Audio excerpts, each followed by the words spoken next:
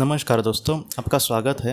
आज हम बात करने वाले हैं पुनर्जन्म और कर्म बंधन के बारे में, और मोक्ष के बारे में भी हम बात करेंगे। ये आज का जो वीडियो है दोस्तों, वो कुछ इस तरीके से इसके विषय है कि जैसे हम पुनर्जन्म को मानते हैं तो बहुत लोग इस तरीके से भी सोचते हैं।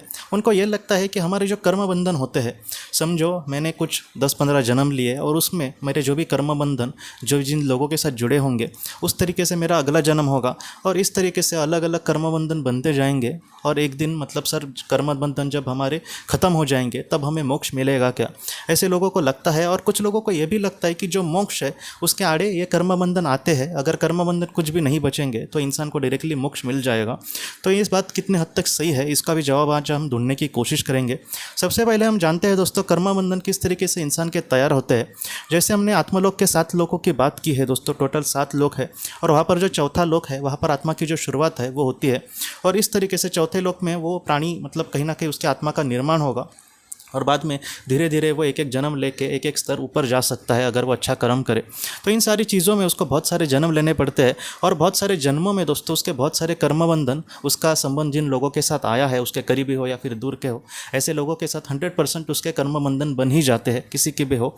तो इस तरीके से कर्म बंधन के वजह से वो सारी चीज़ें, जैसे उसने किसी को सुख दिया है तो उसके सामने कुछ सुख आ सकता है, किसी को दुख दिया है तो वैसा ही दुख उसके सामने आएगा। तो इस तरीके से कर्म बंधन सुख दुख के या फिर और भी कुछ होते हैं, मिलने ना मिलने के, इन सारी चीज़ों से वो इंसान आगे आगे चला जाता है, और ये कर्म बंधन नए सिरे से उसके खाते में लिखते ही चले जाते हैं, लिखते चले जाते हैं। और जैसे जो कर्म बंधन उसका खत्म हुआ तो वो बाद में इरेज हो जाएगा, बाद में फिर से कुछ नया वो जिस तरीके से करने की कोशिश करेगा उस तरीके से उसका कर्म बंधन लेकर वो आगे आगे उसकी जो आत्मा है वो अपनी मतलब आगे के सफ़र के लिए बढ़ती जाएगी। लेकिन यहाँ पर हम ये नहीं कह सकते दोस्तों कि अगर उसके कर्म बंधन पूरी तरीके से अगर ख़त्म हो जाए उसके बाद उसको मोक्ष ही मिल जाएगा, क्योंकि बस ये कर्म बंधन की वजह से उसको जन्म नहीं लेना पड़ता। जैसे हमने पहले भी बात की है कि जो ईश्वर है वो ये आत्मा से चाहता है कि ये सारी चीज़ों का ज्ञान ले और अपना उद्धार खुद करे। तो अपने उद्धार के लिए बस वो कर्म बंधन से ही छूट जाए, ऐसे नहीं होता। ये जो जन्म है किसी और कारण के वजह से हमें दिया है, जैसे इस चीज़ों को समझना, बहुत ही अच्छे से अपना कर्म करना, निस्वार्थ भावना को समझना, समाज में कुछ अपना अच्छा योगदान करना, निस्वार्थ भावना से समाज को, हमारे देश को कुछ करने की कोशिश करना, हमारे अपनों से एक सच्चा प्यार करना, उनसे कभी भी कुछ भी ना चाहना। तो इन सारी चीज़ों को हम सीखें और एक एक मतलब सीढ़ी पार करके हमें मोक्ष मिलेगा। इस तरीके से सर्वशक्तिमान ईश्वर की रचना है आत्मा को लेकर। लेकिन ये सारी चीज़ें सीखने के लिए बहुत ज़्यादा वक्त भी लगता है, और जैसे हम मतलब जीवन में आए हैं तो सुख दुख या फिर लेन देन ऐसी चीज़ें ज़्यादातर होती है हमारे साथ, इसलिए वो कर्म बंधन बनते हैं। और वो जो कर्म बंधन है उसको चुकाने के लिए भी हमें अलग अलग जन्म लेकर, मतलब क्या होता है कि जो हमारा जीवन होता है ज़्यादातर वो एक तो कर्म बंधन से निर्धारित होता है, और उसके साथ साथ उस आत्मा को क्या प्रशिक्षण लेना है, क्या सीखना है, किस तरीके से अपने डेवलपमेंट करनी है, इन सारी चीज़ों को लेकर वो आगे बढ़ती जाती है।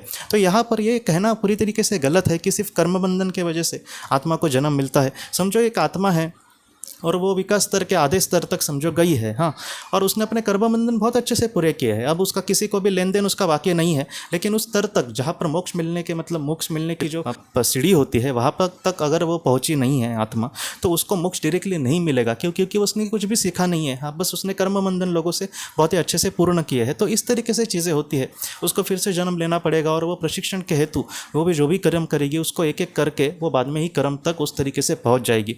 जब तक उसको पूरी तरीके से ज्ञान नहीं मिलता कि मोक्ष किस तरीके से उसको मिलेगा, या फिर जो सारी चीज़ें सीखने के लिए बहुत ही ज़्यादा महत्वपूर्ण होती है, बहुत सारे अलग अलग टाइप के जन्म लेकर उसमें बहुत कुछ सीख कर निस्वार्थ भाव जब इंसान सीख जाएगा और स्थित प्रज्ञता से जीवन में आगे बढ़ेगा, तो ऐसी जो आत्मा होती है दोस्तों वो ज़्यादातर मोक्ष के लिए मतलब पूरी तरीके से योग्य होती है, और तब दोस्तों उस आत्मा को मोक्ष मिल सकता है। यहाँ पर वो ये नहीं देखेगी कि कर्म बंधन उसका पूरा हुआ है कि नहीं।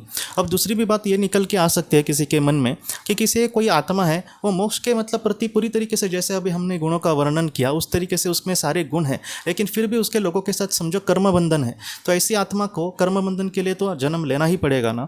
तो यह पूरी तरीके से सच है कि ऐसी जो आत्मा होगी उसने सब कुछ सीखा है और एकदम पूरी तरीके से मोक्ष के वो मतलब योग्य है, लेकिन फिर भी उसको आत्मलोक में मतलब आत्मलोक से फिर से पृथ्वी पर उसको जन्म लेना पड़ सकता है, क्योंकि उसके कर्म बंधन बाकी है। लेकिन ऐसी जो आत्मा है दोस्तों वो विकास के इतने बड़े स्तर पर चली गई होती है कि उनको उस कर्म बंधन का कुछ भी नहीं लगता। जैसे जो बड़े बड़े संत हैं, आपने भी ऐसे लोगों को आपको कुछ संतों को देखा होगा कि जिनकी मृत्यु भी, जैसे संत चोखामेला नाम के एक संत थे, उनकी जो मृत्यु थी दोस्तों बहुत ही एक बहुत ही बुरी दुर्घटना में उनकी मृत्यु हो गई थी। और उनका वो कह सकते हैं हम कि कुछ कर्म बंधन होगा कि वैसे मृत्यु उनका सामने आ जाए।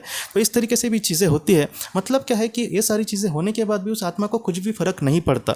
जैसे कोई स्थितप्रज्ञ इंसान है तो ऐसे इंसान को कोई थप्पड़ भी मारे तो वो इन सारी चीज़ों के परे एकदम चला गया होता है। इसलिए ऐसी जो आत्माएं होती है वो कर्म बंधन में अटकेगी भी नहीं। कुछ 2-3 जन्मों में वो अपना पूरा जीवन का कर्म बंधन भी पूरा कर सकते हैं। इतनी उनकी मन की धारणा बन गई होती है। जैसे जो बड़े बड़े लोग हैं, आपने भी देखा होगा कि उनको कुछ भी हो, जैसे हम संत कबीर जी के कहा जाता है ना कि उनका चमड़ा कोई खा रहा था, कुत्ता वगैरह, तो वो बोलते हैं कि चमड़ा जाने कुत्ता जाने। ये जो बात है दोस्तों कितनी बड़ी है, ये छोटी सी बात नहीं है। मतलब क्या है कि इन सारी चीज़ों से वो परे चले गए हैं। हाँ, कुछ कर्म बंधन होगा, उसको चुकाने के लिए वो कभी कभी आ भी सकते हैं, लेकिन फिर भी ऐसे जो लोग हैं वो समाज कल्याण के लिए ही कार्य करके अपने जीवन से रुखसत हो जाते हैं। तो इस तरीके से ये बात है। यहाँ पर कर्म बंधन ही हमारे जीवन के लिए कारणीभूत होते हैं और उनके सिवा हम जीवन ही नहीं ले सकते, ऐसा नहीं है। 2 चीज़ें महत्वपूर्ण होती है जिसके वजह से हमें जन्म लेना पड़ सकता है। एक तो सारी चीज़ें सीखना, जिसके वजह से, जिस उद्देश्य के वजह से हमारे आत्मा का निर्माण हुआ है उसको बहुत ही अच्छे से समझकर आत्मलोक में आगे बढ़ना और मोक्ष प्राप्त करना। और दूसरा, कर्म बंधन की वजह से भी इंसान को ऐसे जन्म लेने पड़ सकते हैं। इसलिए हम पूरी तरीके से यहाँ पर यह नहीं कह सकते कि कर्म बंधन की वजह से ही इंसान को जन्म मिलता है। जब हम कर्म बंधन को बहुत ही अच्छे से चुकाएंगे और जीवन में भी सारी चीज़ों को बहुत ही अच्छे से जानेंगे और उस स्तर पर आगे बढ़ जाएंगे, तब आत्मा को बहुत ही अच्छे से मोक्ष मिल सकता है दोस्तों। तो दोस्तों, हम अपने अगली वीडियो में किसी नए विषय को लेकर मिलेंगे। तब तक आप अपने परिवार का ख्याल रखना। आपका बहुत बहुत धन्यवाद।